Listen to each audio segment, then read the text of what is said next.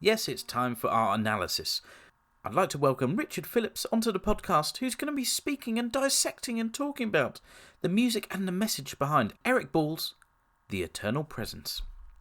Before we look at the piece based on Psalm 139, verses 7 to 11, which read, "Where can I go from your spirit? Where can I flee from your presence? If I go up to the heavens, you're there. If I make my bed in the depths, you are there. If I rise on the wings of the dawn, if I settle on the far side of the sea, even there your hand will guide me. Your right hand will hold me fast. If I say, surely the darkness will hide me, and the light become night around me, even the darkness will not be dark to you. The night will shine like the day, for darkness is as light to you." And that's taken from the New International Version. So thank you ever so much, Richard, for joining us today. My first question about the piece would be, could you explain a little bit about the background of this piece? Thank you, Matthew. Well, it's purely based on what you've just read. That is the background of the piece. This idea of there being an eternal presence, that God is always with us, is prevalent all the way through this. He was 65 when he wrote this piece.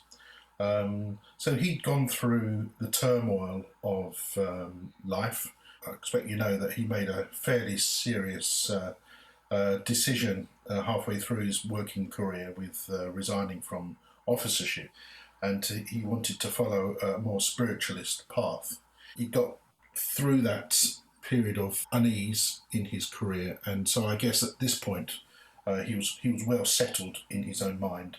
When you think this piece came something like 25 years after Resurgam, very much towards the end of his very fertile period of his composing career, and the experience of his life, his spirituality, his spiritual awareness is really absorbed into this piece. And we'll look into detail exactly how the music does that in a moment. Before we look into the music and how Eric Ball does that with the music, I'd just like to ask you a little bit about where you first came in contact with this piece.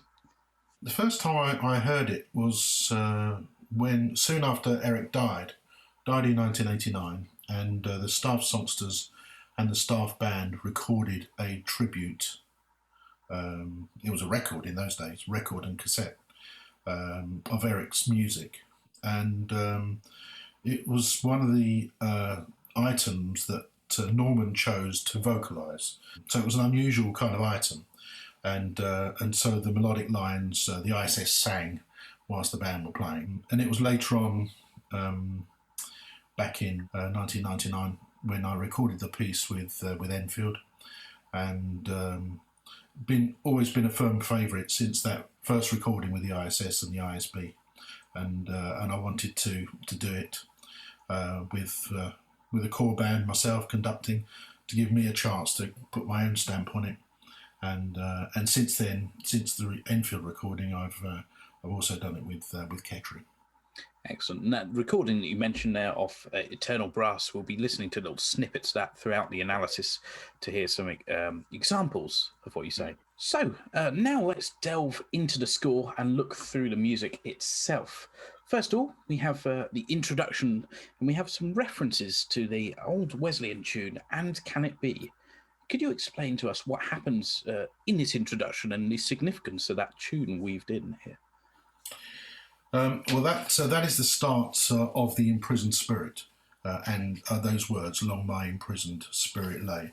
But before then, we have the opening sequence, where the words are absolutely straight in. There's no kind of warming up. There's nothing. It's just straight in. Still with thee, and those words, that rhythm, is utilised over and over again in this piece, right throughout. So that's one to kind of keep hold of. So the first four bars, it's almost, it's a segment of the tune. Still with thee, still with thee. You can almost put words to that, in just by using that first line. Interesting moment is the pianissimo in bar 5.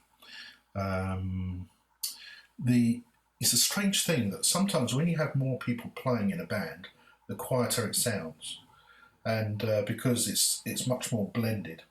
So we've got an opening 4 bars here that's marked at mezzo piano, and then we have a diminuendo, and then bar 5 pianissimo, but the whole band is playing, and it is actually possible to get that pianissimo quieter than when less players are playing. So that's just a little point of the sonorousness, the sound at that point of a full band is sometimes a little less stark than having less players playing. So there's a lovely moment there in bar 5 where the pianissimo is, just to draw you into the music. Okay, that's what that does there. And then we have a kind of an opening out 2 bars before letter A, for example. There's a crescendo there, and then we have quite a lovely moment at letter A. We're still on the still with me. I am with thee. And that rhythm is there. The trombones, I've got the tune there. The trombone is lighter sounding than a euphonium, and so you get the clarity of that chord. Whereas if the euphonium was up playing the high G, F, G, E flat, that would cloud the chordal sequences through there a little more. So it's a lovely clear picture, still with me. And that is, again, being pressed home all the time.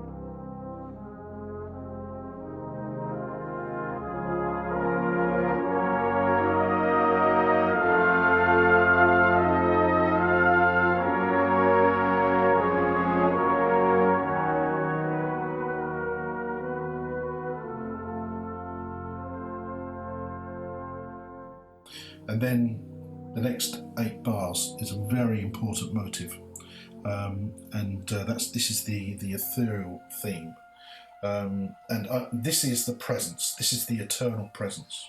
This has a kind of a spiritualness to it. It sounds like it could be the spirit passing through the air, and Eric Ball at this point has requested that a soprano sing this.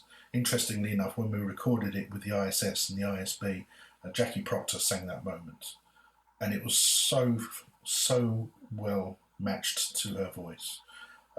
She just sat on that, and it was just stunning, and that comes 3 times in the piece, and just kind of reminding us that the spirit is always there. You're never going to get away from this, and he's the way he brings that into the piece. And the number of times he brings it in, it's there to remind us. So we've got this lovely moment here in the high cornets joined by the horns. Triple piano, don't see that very often in brass band music. And that then leads us into the first section, the imprisoned spirit.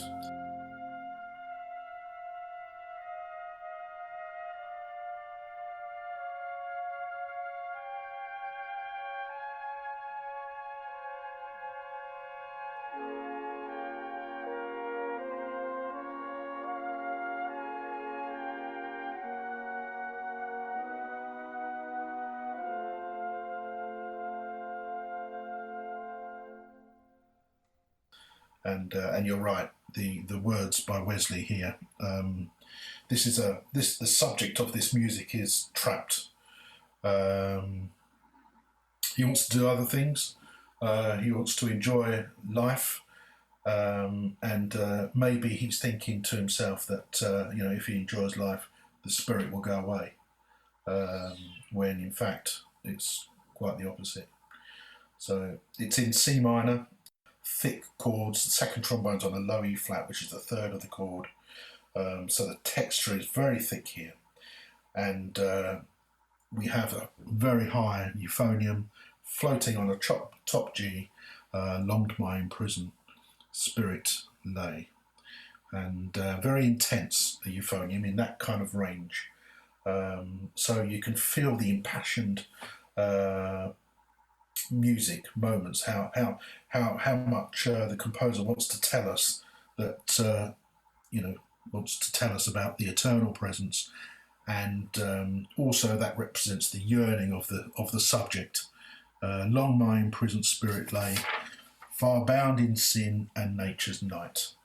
And there's somebody who's in a dark place, and so it's a intense moment in the music before we go into letter B.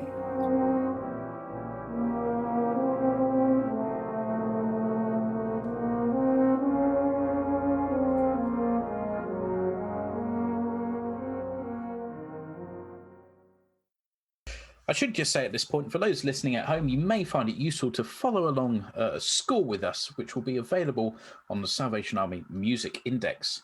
And something really interesting I noticed on the score through that opening movement of the imprisoned spirit is the euphonium line actually has the words printed underneath the melody that it's playing. How sort of unique is that actually the words are physically printed on the music for a Salvation Army band part rather than being referenced to a songbook? I think that's a good indication of how much Eric wanted us to understand what he was trying to say here. And his whole approach to composition is through melodic line. He's a very much a melody writer, and he doesn't go for the kind of the loud effects that don't have any kind of line of music to them. And I suppose this is why I'm kind of drawn to it, because I kind of sympathy with the same effects, really. So melodic line is very much an important composing tool to Eric, and to put the words there just absolutely make sure that you're thinking of the second verse of that song rather than "and can it be that I should gain." So I think it's a point of clarity that he's put those words there. So that takes us on to section B, where once again the music builds and gains a real intensity. Marked poco animato above the score. Could you talk us through what happens during this section B to C? Yeah, well, as you can see, looking at the music, we have some interesting cross rhythms here, and a lovely soaring line, but it's written with a great deal of unease, to sound uneasy. And if you look at the harmonic construction of this chord at B, we're in the chord of C minor, and the first note of the solo cornet part and the trombone is an A flat. Well, an A flat doesn't appear in the chord of C minor. So what that is creating is a lot of tension. In addition to that, the rhythm of this melodic line at B is quavers, and that is against an accompaniment of triplets. So that again is another technique that Eric's used to create tension in the music.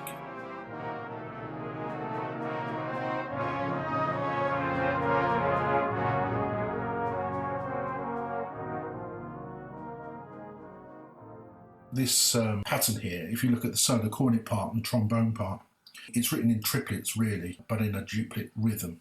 So the three notes are quite important, and the next three, although it's a cross rhythm. Yeah, and you see that.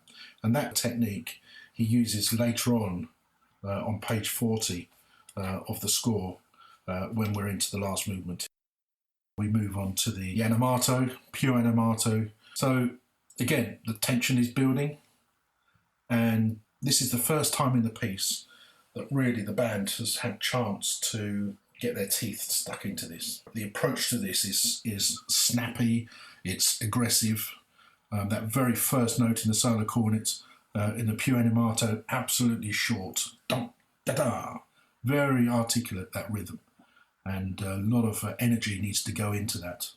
And it's helped by the crescendo in the percussion and the rest of the band, and they really kind of clip that first note of the più animato, and the same again 2 bars later, again the same rhythm, lots of aggression in that rhythm, lots of spikiness, and the snare drum really can kind of drive that crescendo and rip into that last note to really give that impression that there's anger here, that this subject is frustrated, not feeling at ease about this negative life that he's trying to live.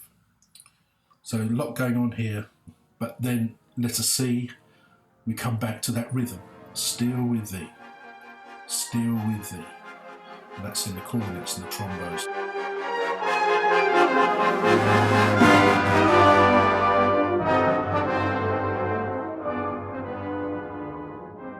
It's a way of calming the music down, as if the Lord is putting his hand over us and saying, I'm here, I'm still with you. I want to calm you. I want to take away your anxiety that we've just experienced. But then we move on again to a few bars later, and these triplets come back in the cornets to say, I'm having none of it. You can say still with thee, and I felt calm for a moment, but then I'm so angry and I'm so distressed and turmoiled that you haven't calmed me yet. And so the crescendo there and back into the triplets are saying that I'm still fighting and you haven't got there yet. And so the euphonium and basses come in again, longed my imprisoned spirit lay. And that's repeated again before section D. So a lot of unease, and the reminder that we're still with thee didn't really penetrate the subject at the moment, and so he's carrying on with this turmoiled life of his.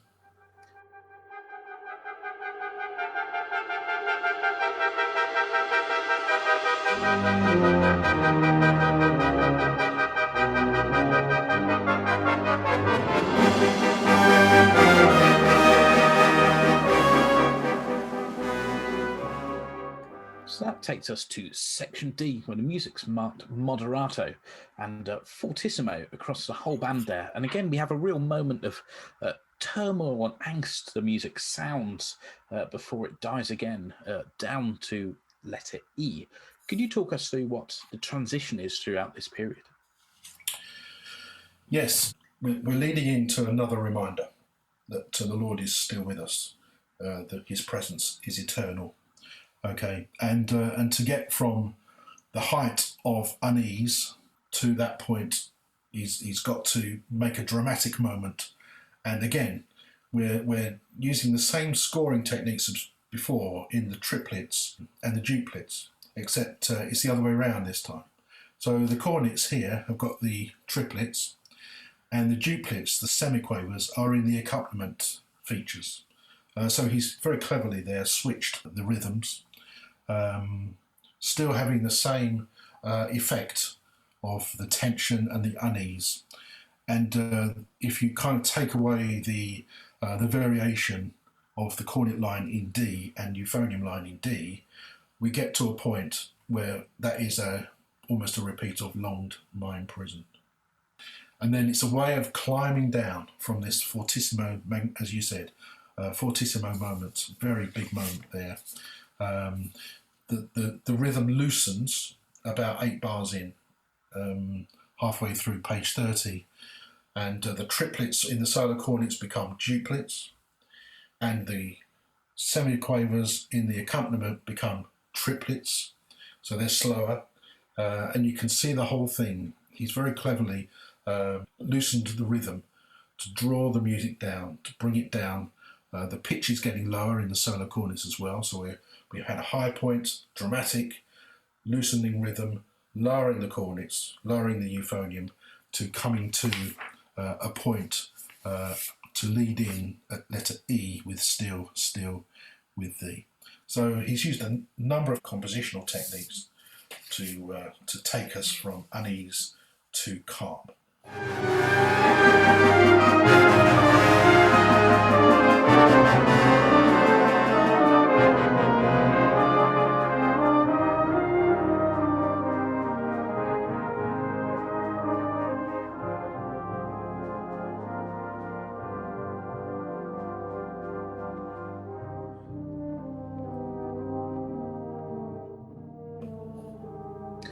So at section E, as you just said, we hear once again reference to that opening melody, Still, Still with Thee, though this time approached in quite a different way to the beginning. There's a sort of a tenderness to the tune in the solo corners, but there's still some unsettlement perhaps in that bass part marked staccato there.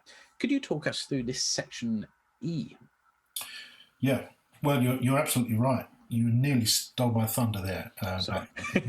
Well done on your research. But you're exactly right. There is a tenderness here.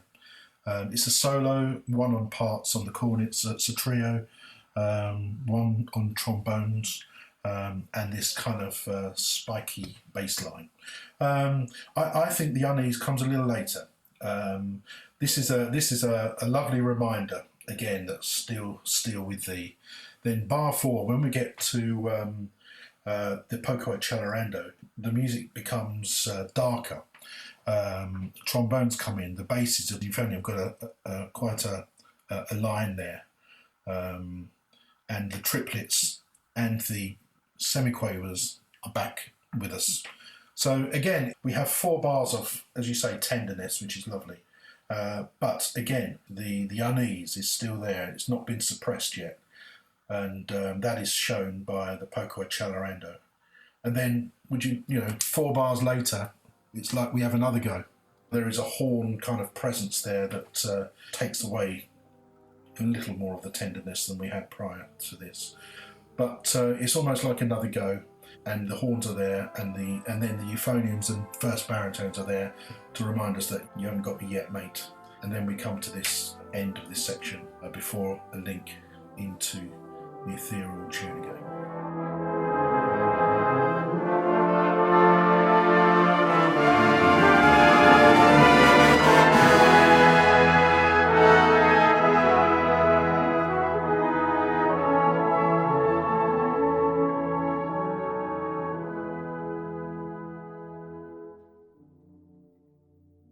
So that brings us on to, as you said, the ethereal tune.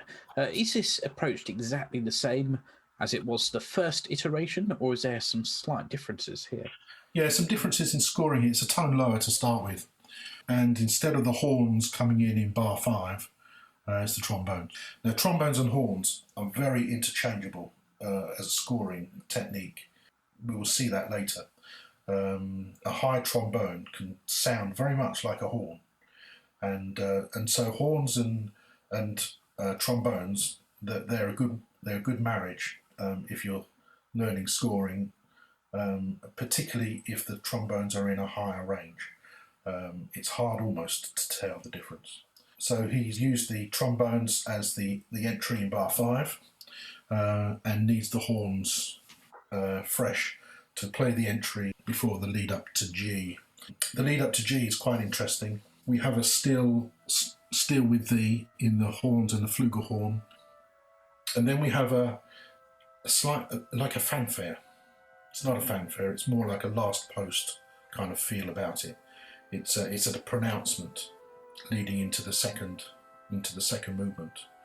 And first cornets and trombones have got this unison B flats with this rhythm.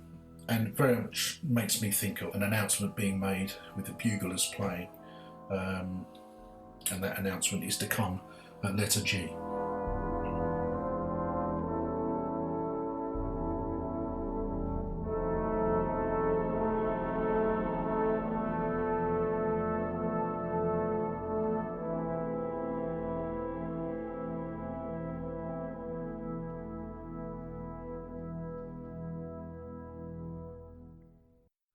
So at letter G, we move into our second movement, so to speak, of this piece, entitled The Heart's Grief.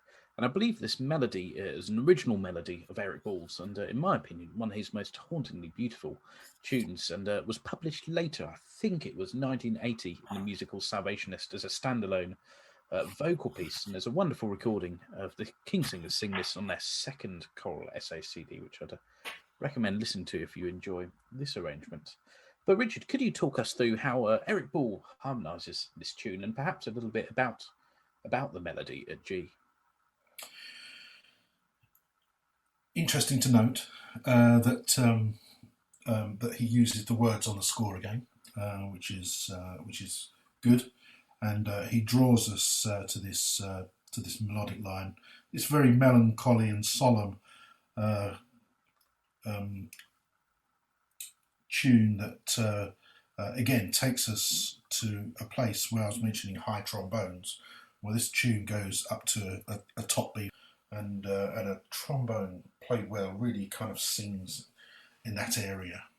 Five trombones required, so you need a 5 trombone section if you want to play the purest version of this, and it's cued in the baritone if you don't have 5. Here's Eric's original tune, beautifully harmonised. Nothing surprising here in terms of no outrageous harmonies. It would be a standard harmony. It's marked to be conducted in 2.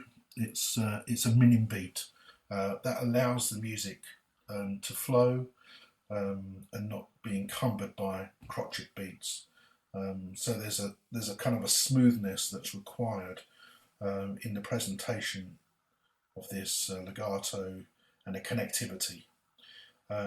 Halfway through the tune, the horns, and this is where I mentioned earlier this was coming, where the trombone does go up to a top beat, the solo horn is doubling that, and they are, like I said, they are so well blended, these 2 instruments, that you would barely hear the horn if it was done right. So it's a beautiful tune. Basses come in double B rather than an E flat bass because of the depth and the warmth that a double B has, and you can see there that the double B stays low, and that's a good sign of solemnity, warmth within the presentation of a tune. So that's another little technique that Eric uses there.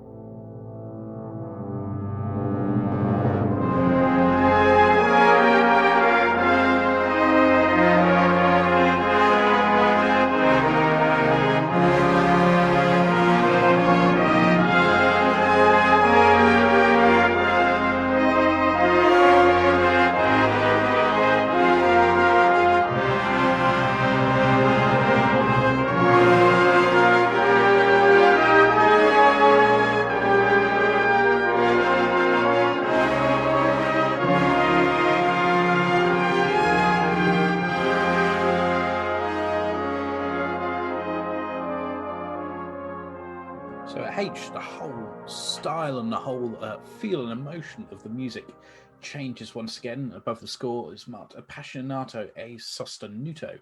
Can you talk us through this section here? I love this section to conduct. It's fantastic. So it's the same tune. It's a repeat of the tune, but the way he's scored it, solo cornets up high, first baritone is up there, and it's got this counter melody that is very carefully articulated, and in this articulation, it brings an intensity.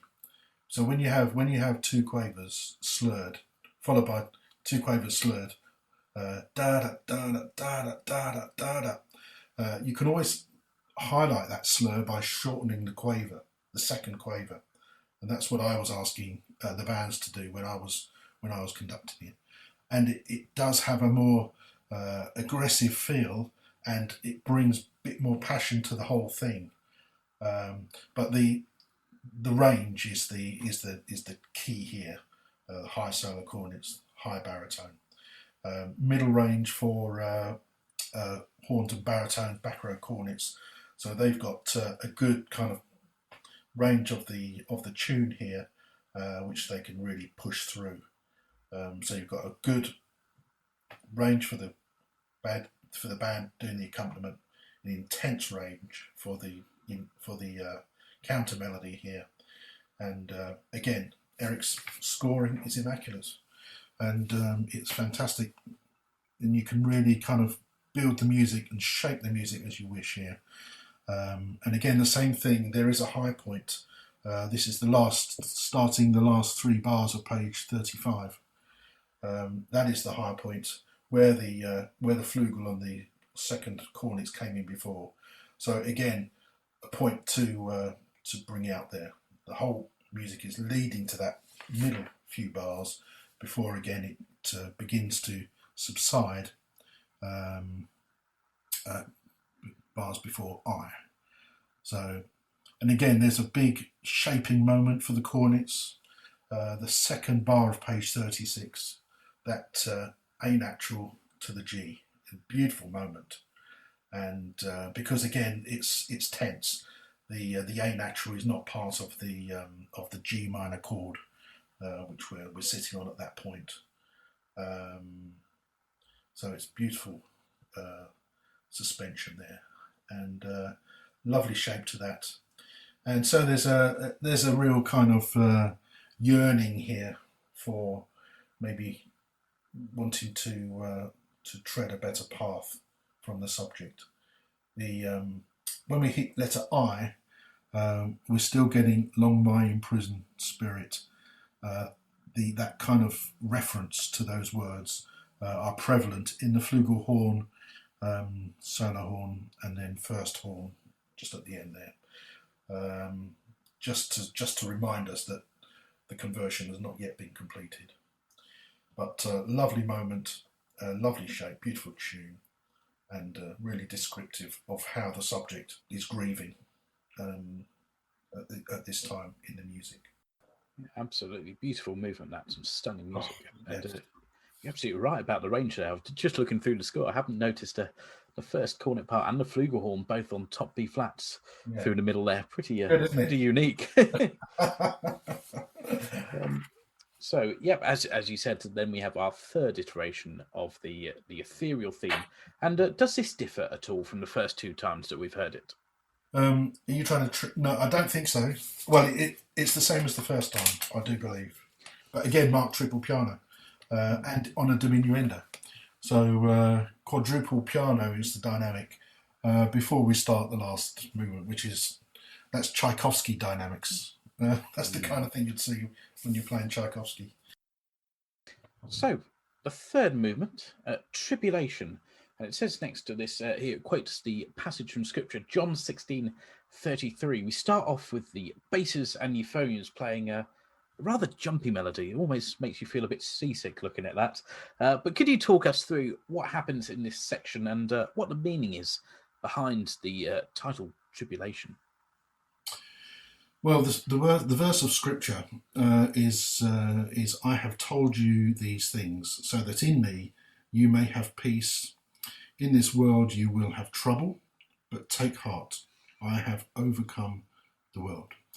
And so this really is the struggle of life, and so it's interesting that it's 1 in a bar. So yeah, you're right. It's a very kind of jumpy melody in terms of there's lots of intervals here. But what's important here is that this tempo absolutely stays rock solid.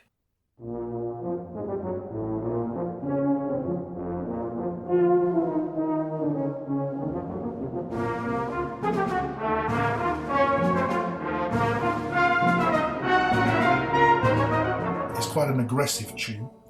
It's not written in step by step. It's written with big intervals, which normally refers to a sinful life, I suppose, in this instance. So that's what we're getting here, and it's important that the articulation is highlighted. And like I said before, when you've got slurs in the very first bar of this, up to the quaver, to just shorten that quaver a little, brings widens the gap, makes it a bit more interesting and dynamic. If you make the quavers too long, it closes up the gaps, and the percussive effect of that tune dissipates a little. It's quite interesting that waltz through that section that we've just been talking about Yeah, reminds me very much of the sort of whimsical waltz in Leslie Condon's The Present Age as well, and the pieces are same written thing. around a very similar era, which Yeah, it's the interesting. same. It's the same desire effect there, and even on a classical level, you can hear Dance Macabre Sanson in there, which is the dance of the devil. So it's all kind of got this triplet, kind of slightly acute feel to it, and you're absolutely right. It's the same feel in that in Leslie's piece, Eric's piece here as that, and it's a good medium to write this. The subject matter fits well here. The devil, the devil is very very present in triplet music. So, not like a 4/4 smooth tune. The triplet likes. The devil's like triplets. No, really interestingly, I believe I might be wrong here, but in sort of Baroque music, especially the music of Handel, 3/4 was considered the most godly time, referring to the Trinity and three beats in a bar. So a lot of Handel's choruses being written in three. It's interesting how that changes over time. That Yeah, spectrum. I guess yes. At the end of the day, it's what you do in that time frame, isn't it? Yeah. And yeah, I guess Handel could handle 3/4 maybe in a different way Mm. than other people can. Of course, every composer is different.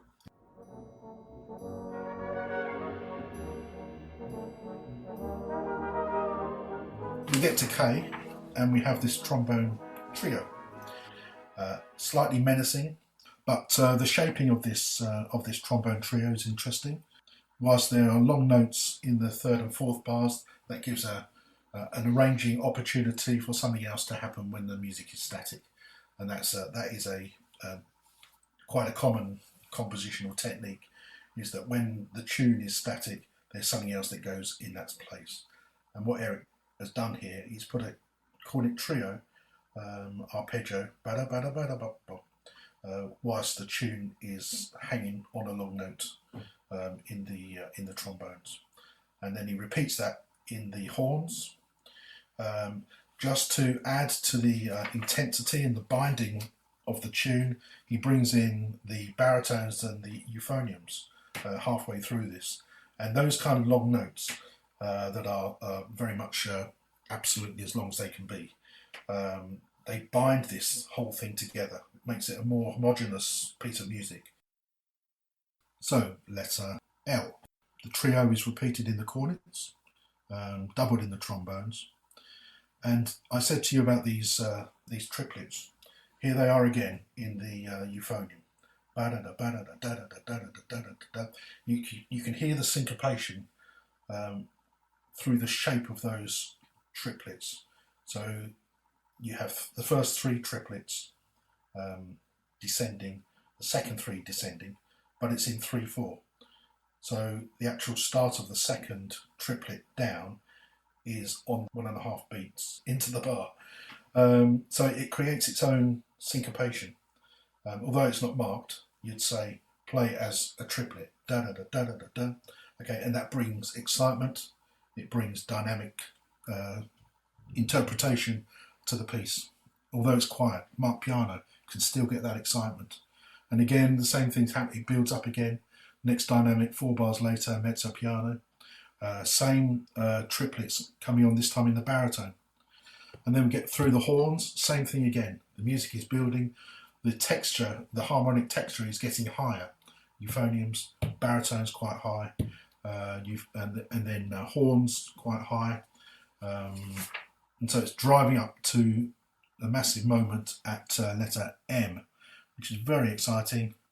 The triplet figure um, that is being now played in the solo cornets is higher, soprano as well.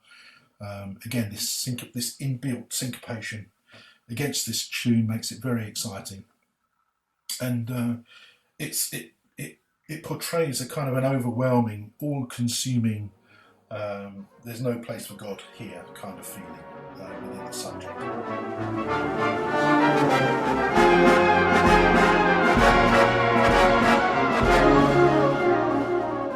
It winds down on a diminuendo. The pitch of the solo cornets reduces, as does the euphonium.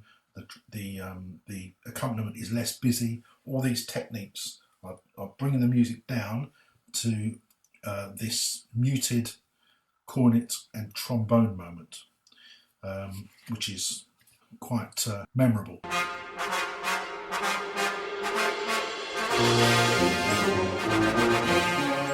You've got to make sure this rhythm is really absolutely solid here, and it's aggressive and it's angry and it's not right with the world. And again, we have these muted trombone and cornets, which means that they can blow as loud as they like, and they love this. They trombones and back row cornets can put their mutes in and absolutely blow their brains out to try and get anything like the dynamic that is required here. And again, it's a good rehearsal technique to try and embrace that aggressive in the sound and try and maintain rhythm, in tuneness, and all the rest of it. Note lengths, all the basics have got to be retained, as well as trying to get everything into the aggressiveness of that music. That leads us on to letter N, where we get the original theme. This is the recapitulation of the movement almost, and the bass is like the beginning. Have this pointy tune, and the aggression is the accompaniment. And lo and behold, we're coming up to the letter O, and in the lead up to this, we've got these syncopated triplets in a 3/4 time. Again, just breeding unrest all the time. And there's a lovely moment just before O. You can rehearse these shot notes in the cornets and trombones.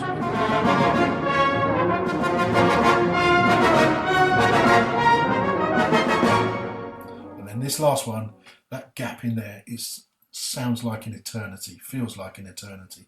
There's always people trying to rush in there. But it's a fantastic place to rehearse band ensemble. So letter O, amidst all this turmoil that we've just had, the anger and the aggression, we hear in the solo cornet part this hark to the original melody, still with thee coming back, and the music starts to transition. Could you talk us again through how the music changes from chaos to order? Yeah. This is after this fantastic moment, we get these still with thee. And it's like just your father tapping you on the shoulder and saying, "Look, son, you can throw a fitty, you can shout, and you can. I'm still here. I'm still here. I'm still looking after you." And there's a kind of a calmness about that, and a reassurance about that. And this is exactly what this poem, this moment is at letter O. We've still got those triplets going through in the first baritone. It's still there. So we're not completely consumed by this calmness yet. And the trombone trio is still there, but overridden by this beautiful tune, still with thee, and these words prevailing through this line. This is a good technique from Eric, that he's taken what I call syncopated quavers. He's put the same number of quavers in the bars, but what he's done is he's changed the shape. So there's a kind of a reduction of the aggressive syncopation to a smoothness in that line that he uses to transition from aggression to a more smoother part of the music. We're heading for submission. We're heading for one with the spirit. So again, we get to another transition. Is a slight accelerando here. The music is far more linear now. No gaps. Those have gone. And in the melodic line, and this is throwing the rhythm around between horns and cornets, one note up or one note down, just building up to a high B flat in the solo cornets. And again, it's words that you can apply still with thee.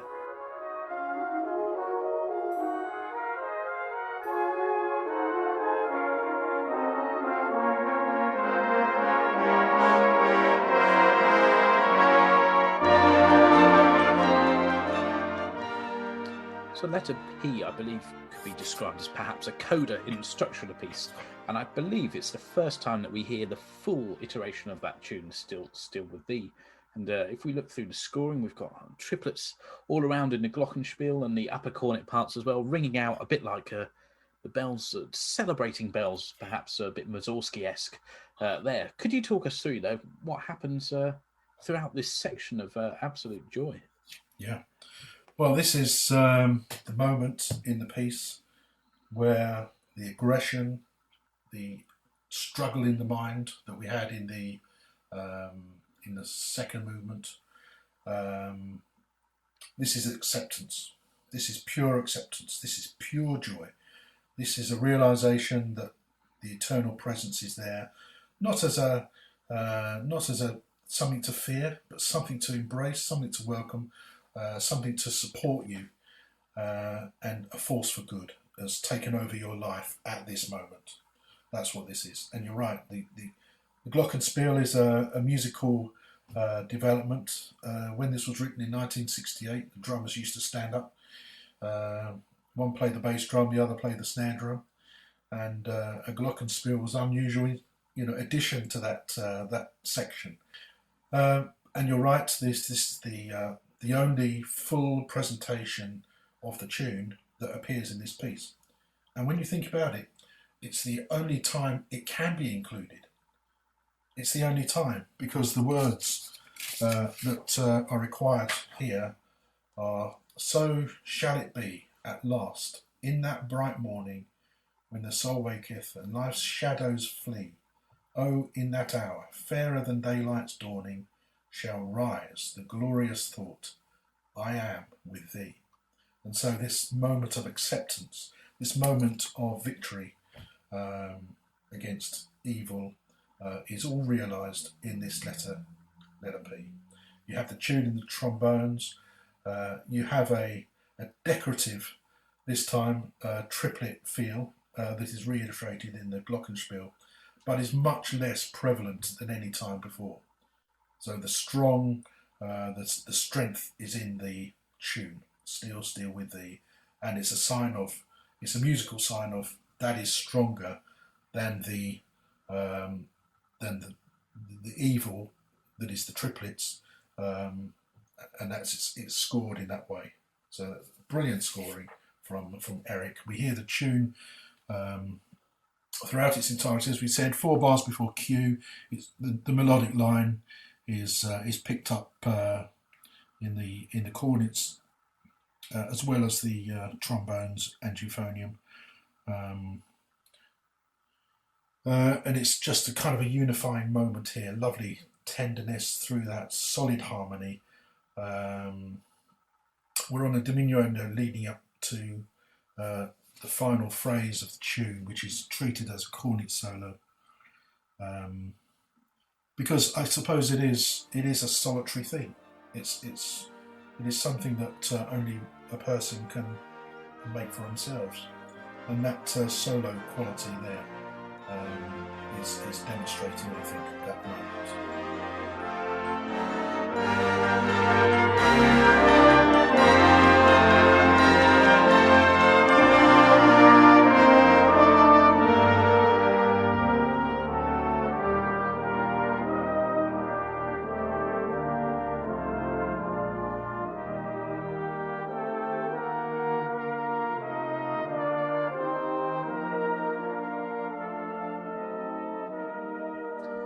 So the final section, sort of letter R through to the end, builds up here with these strong crotchet chords. So we almost sort of think the music's going to be building for big traditional brass band, all guns blaring sort of ending, but then the music just fades away.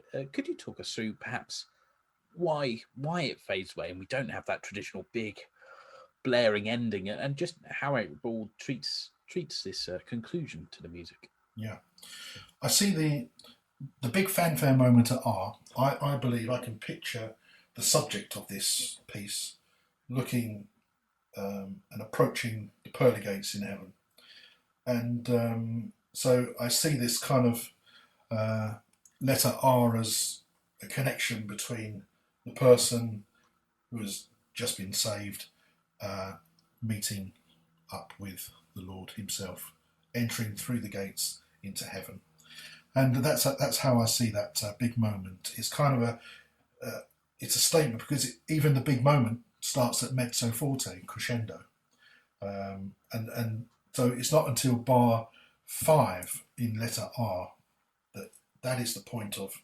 that's it. The subject is with the Lord in heaven, and the meeting of a completely free man meeting with the Lord.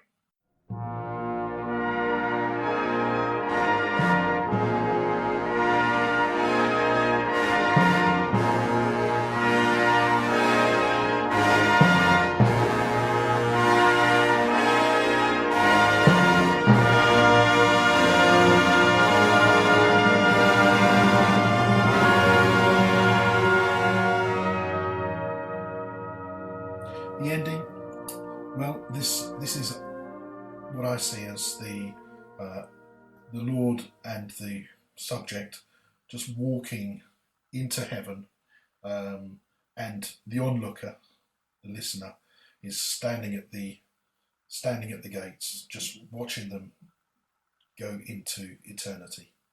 And so the calmness of this still with thee just carries on prevailing through all of this, and the whole purpose of this piece is just to remind us all that the Lord is there and His presence is eternal, and so eternity right at the end of this is there, and about the last 14-15 bars or so, that's the Lord and the subject of this piece just walking very calmly, very quietly, very gently into eternity, and it's a lovely moment.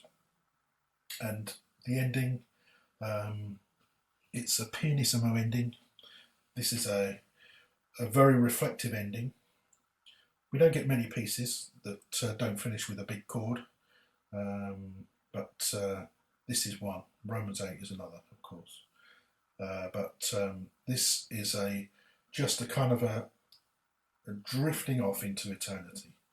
It's just a leaving this place called Earth. It's leaving everything behind, and it's walking with the Lord, and that's how I see it.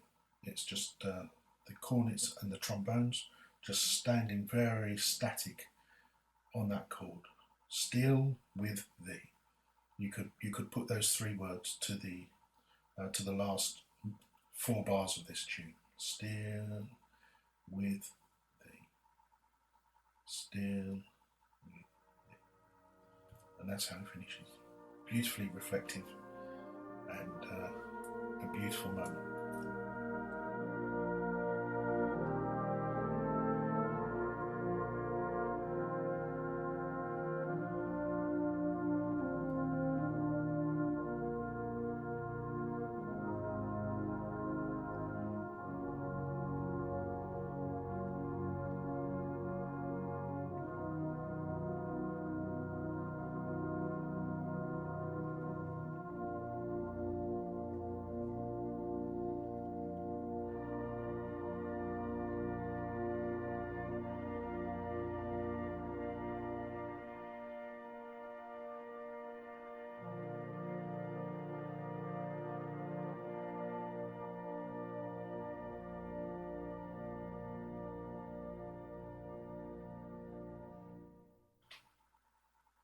Wonderful, and shame to break the moment there, but thank you ever so much for your time talking through that piece. Wonderful music and a wonderful truth and story there behind the music. Really appreciate you explaining that to us.